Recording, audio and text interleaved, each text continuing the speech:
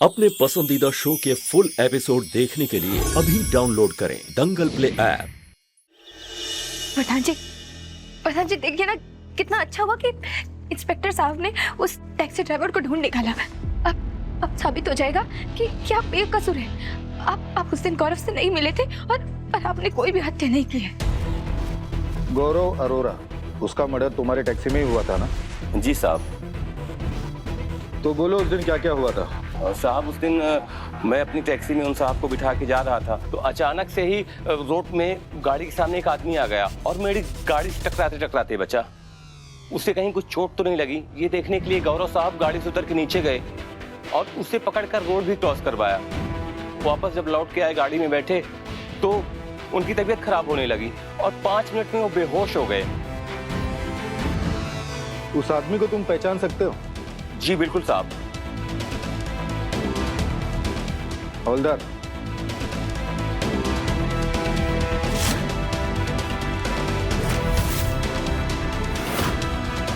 जी साहब, ये वही आदमी है।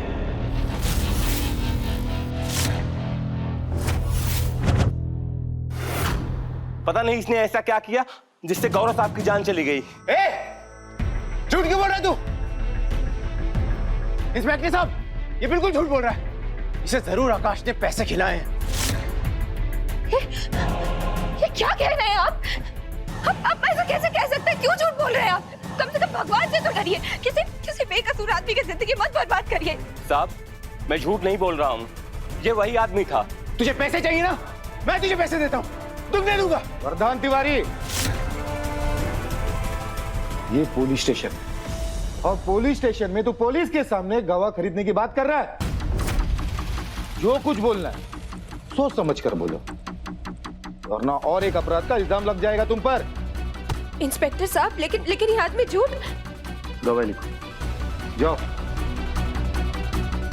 इंस्पेक्टर साहब, एक बार हमारी बात सुन लीजिए। प्रधान, तू तो गया, अब तेरे बारे में गवाही देने वाला इंसान भी मिल गया।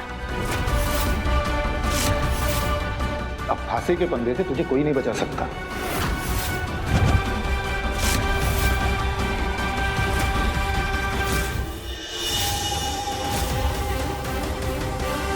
इतनी रकम तुम्हारा मुंह बंद रखने के लिए काफी है ना?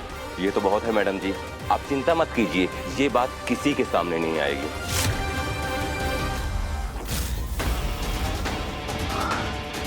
ये किस लिए? जो मैंने किया है उसका इल्जाम किसी और पर लगाने के लिए। समझिए आपका काम हो गया।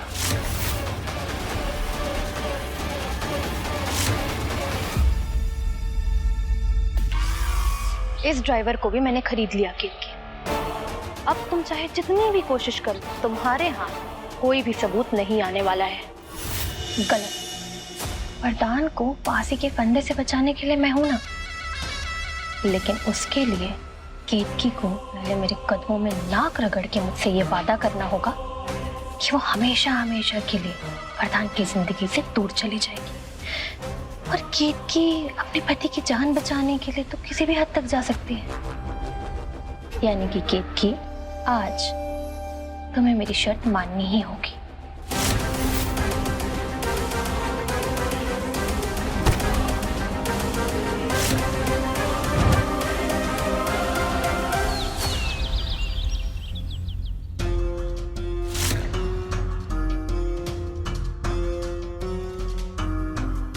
अरे राधिका, तुम्हारा दामाद भी तो एक वकील है ना, और ये बात भूलना नहीं कि तुम्हारी बेटी को कॉलेज में दाखला देने के लिए हमने तुम्हारी कितनी मदद की है, याद है ना तुमको? हाँ, तो अपने दामाद से बोलो कि हमारे लल्ला के लिए वो केस लड़े। हाँ, और तुम पैसे की बिल्कुल चिंता मत करना, तुम जितना मांगोगी ना हम उससे दुगना देंगे तुमको। हाँ, पीएमडी म्यूजिक के मालिक से मिलने का कोई ना कोई तरीका तो होगा। कोशिश की थी दीदी, और तो और हमारे खास दोस्त है, उसको भी बोला था कि आगे मैसेज पहुंचाए। कोई फायदा नहीं, उन्होंने मिलने से साफ इनकार कर दिया।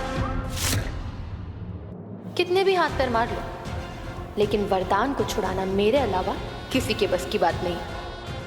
ड्राइवर की गवाही सुनकर केतकी समझ ही गई होगी कि वो भी मेरा किया धरा है।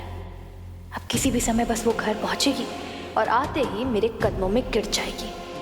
वरदान को बचाने के लिए मुझसे गिड़गिड़ाएगी और तब मैं वरदान की जान के बदले उससे उसके सुहाग का सौदा करूंगी।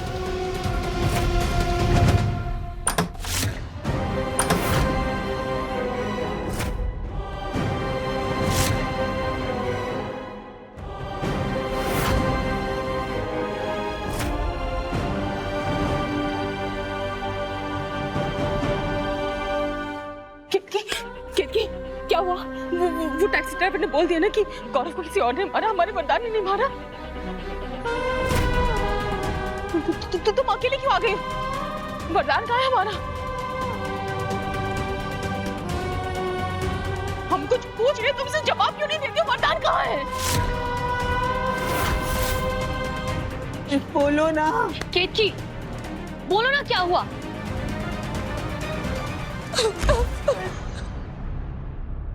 सब खत्म हो गया माँ। उस टैक्सी ड्राइवर ने गवाही दे दी है कि वो कार में गौरव जी से वरदान से मिले थे और उसके बाद उसकी मौत हो गई।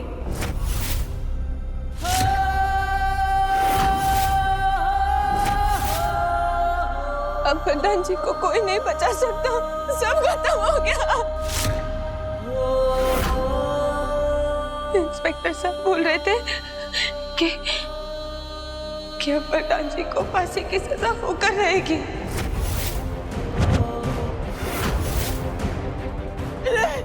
नहीं, हमारे लल्ला के साथ ऐसा कुछ नहीं हो सकता, इतना अन्याय नहीं हो सकता हमारे लल्ला के साथ।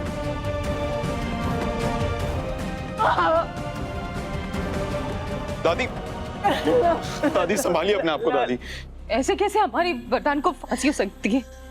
वो इंस्पेक्टर कुछ भी बोलेगा हम मान लेंगे क्या? नहीं, ऐसा नहीं हो सकता। कोई ना कोई रास्ता जरूर होगा। हम किसी का भी दरवाजा खटखटाएंगे, अपना आंचल फैला के गिर गिराएंगे। बस अपने बच्चे की जान बचाने के लिए हम किसी के आगे भी भीख मांग सकते हैं। बस कोई एक बार हमें बता दो कि किसके आगे हाथ फैला रहा है। नहीं मां, नहीं। अब खटखटाने के लिए कोई दरवाजा नहीं बचा है। अब कुछ नहीं हो सकता, अब सब खत्म हो गया, सब खत्म हो गया।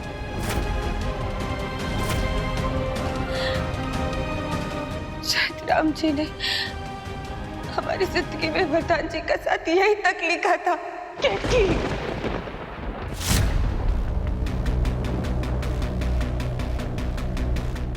दंगल एक्सप्रेस चैनल को सब्सक्राइब करिए।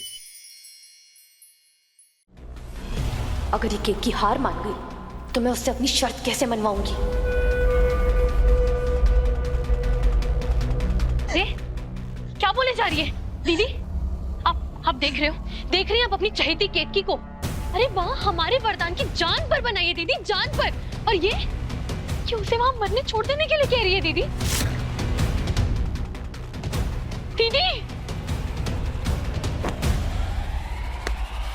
इतनी आसानी से और कैसे मान ली तुमने? आज तो तुमने ये साबित कर ही दिया कि तुम्हारे मन में हमारे भाई के लिए कितनी चिंता है। यानी कि अगर वरदान को फांसी हो जाती है तो तुम्हें कोई फर्क नहीं पड़ता।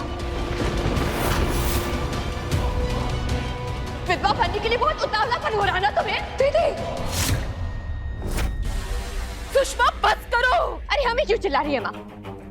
इसने इतनी आसानी से ये कह दिया है कि हमारे भाई को फांसी होने वाली है। अरे ये सुनकर आपका खून नहीं खौल रहा क्या?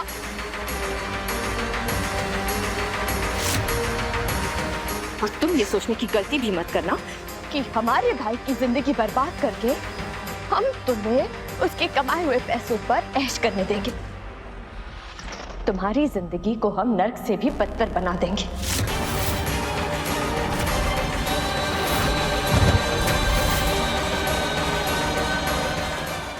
अब देखिए अनोखा बंधन दंगल प्ले पर टीवी से पहले।